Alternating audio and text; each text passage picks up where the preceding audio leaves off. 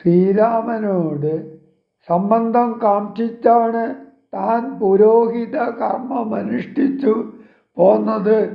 ഒടുവിൽ ശുഭമായി വരുമെന്നുണ്ടെങ്കിൽ നിന്റെ കർമ്മങ്ങൾ പിഴയാണെന്നു പറയാൻ സാധ്യമല്ലല്ലോ. ലോകൈക മോഹിനിയായ മഹാമായ തന്നെ മോഹിപ്പിക്കരുതേ എന്നാണ് വസിഷ്ഠ മഹർഷിയുടെ പ്രാർത്ഥന. ഇന്ദ്രിയ മോദകരവും ലൗകികവുമായ ഭോഗങ്ങൾക്ക് പിന്നാലെ പരക്കം പായാൻ മനുഷ്യരെ പ്രലോഭിപ്പിക്കുന്നത് മഹാമായയാകുന്നു. ഈ പ്രാർത്ഥന തന്നെ വസിഷ്ഠ മഹർഷി തുടർന്നുള്ള വാക്കുകളിൽ ഏറെ തീവ്രതയോടെ സമർപ്പിക്കുന്നു. ശ്രീരാമൻ ആചാര്യ നിഷ്കൃതി,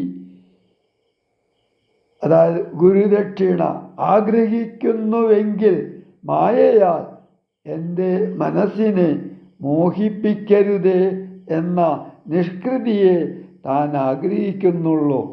ഇനി തൻ്റെ ആഗമനോദ്ദേശമെന്തെന്നു പറയുന്നു. ശ്രീരാമാഭിഷേക വൃത്താന്തം അറിയിക്കുക എന്നതാണത്.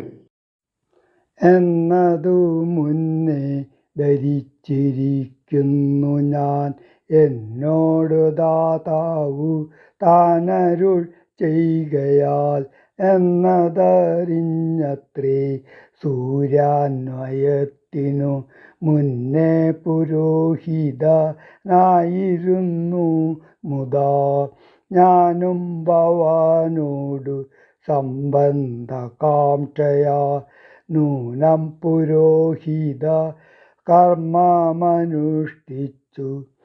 നിന്ദ്യമായുള്ളതു ചെയ്താലൊടുക്കത്തു നന്നായി വരികിലതും പിഴയല്ലോ. ഇന്നു സഫലമായി വന്നു മനോരഥം, ഒന്നപേക്ഷിക്കുന്നതുണ്ടു ഞാനിന്നിയും. യോഗേശ തേ മഹാമായ ഭഗവതി ലോകൈകമോഹിനി മോഹിപ്പിയായികമാം. ആചാര്യ നിഷ്കൃതി കാമൻ ഭവാനെങ്കിൽ ആശയം മായയാ മോഹിപ്പിയായികമേ. ത്വൽപ്രസംഗാൽ സർവമുക്തം ഇപ്പോൾ ഇതം അപ്രവക്തവ്യം മയാ രാമ കുത്രചിൽ.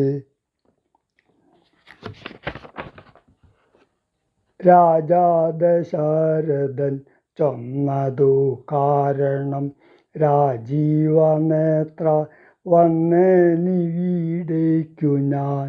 ഉണ്ടഭിഷേകം അടുത്ത നാളെന്നതു കണ്ടു ചൊൽവാനായി ഉഴറി വന്നേനഹം. വൈദേഹിയോടും ഉപവാസവും ചെയ്തു മേദിനി തന്നിൽ ശയനവും ചെയ്യണം. ബ്രഹ്മചര്യത്തോടിരിക്ക ഞാനോരോരോ കർമ്മങ്ങൾ ചെന്നങ്ങൊരുക്കുവൻ വൈകാതെ.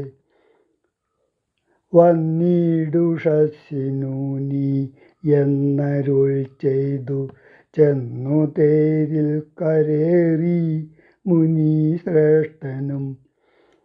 പിന്നെ ശ്രീരാമനും ലക്ഷ്മണൻ തന്നോടു നന്നേ ചിരിച്ചരുൾ ചെയ്തു രഹസ്യമായി. താതനെനിക്കഭിഷേകം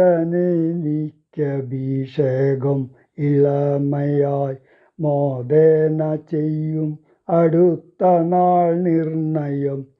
തത്ര നിമിത്തമാത്രം ഞാനതിനൊരു കർത്താവു നീ രാജ്യഭോക്താവും നീയത്രേ. വത്സമമത്വം ബഹി പ്രാണനാകയാൽ ഉത്സവത്തിനു കൂപ്പിട്ടു കൊണ്ടാലും നീ. മത്സമനാകുന്നതും ഭവാൻ നിശ്ചയം മത്സരിപ്പാൻ ഇല്ലിലിന്നു നമ്മോടാരും.